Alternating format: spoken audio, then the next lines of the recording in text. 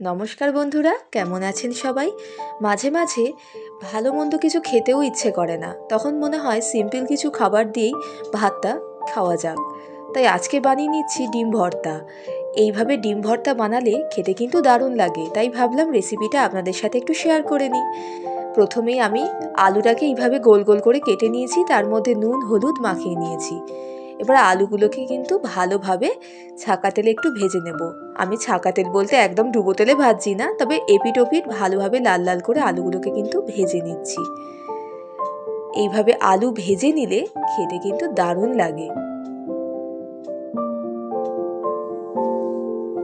দেখুন, আলুগুলো একটা পিঠ ভাজা হয়ে গেছে।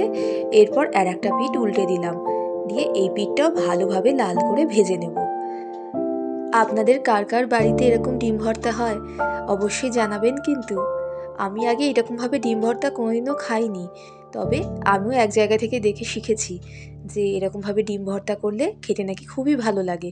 আর একবার ট্রাই করেও দেখেছিলাম, সত্যিই খুব ভালো লাগে। তাই আপনাদের সাথেও শেয়ার করছি রেসিপিটা। একবার বানিয়ে দেখবেন, দারুণ লাগে খেতে। এরপর দেখুন, আলুগুলো উঠিয়ে নিয়েছি আর দিয়ে দিচ্ছি একটা মিডিয়াম সাইজের পেঁয়াজ কুচি। তার মধ্যে দিয়ে দেবো 3-4 কোয়া মতো রসুন। আমি এখানে গোটা রসুনগুলোকেই ভেজে নিচ্ছি।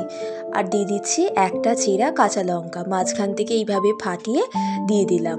আপনারা কিন্তু আপনাদের ঝাল মতো, যে যেরকম ঝাল খান সেই রকম ঝাল এতে দেবেন।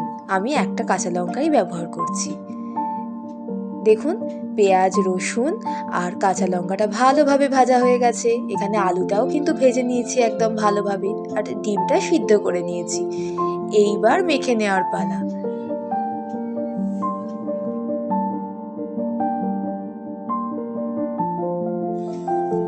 এইভাবে কিন্তু ভালোভাবে ডিমটা দিয়ে মেখে নেব। আর এই রকম ডিম ভর্তা বানালে খেতে কিন্তু দারুণ লাগে। আগে আমি এইরকম খেতাম না। আমার বাপের বাড়িতে নর্মাল এমনি আলু সিদ্ধ করে কাঁচা পেঁয়াজ আর কাঁচা লঙ্কা আর সিদ্ধ ডিম দিয়ে ডিম ভর্তা আমরা খেতাম।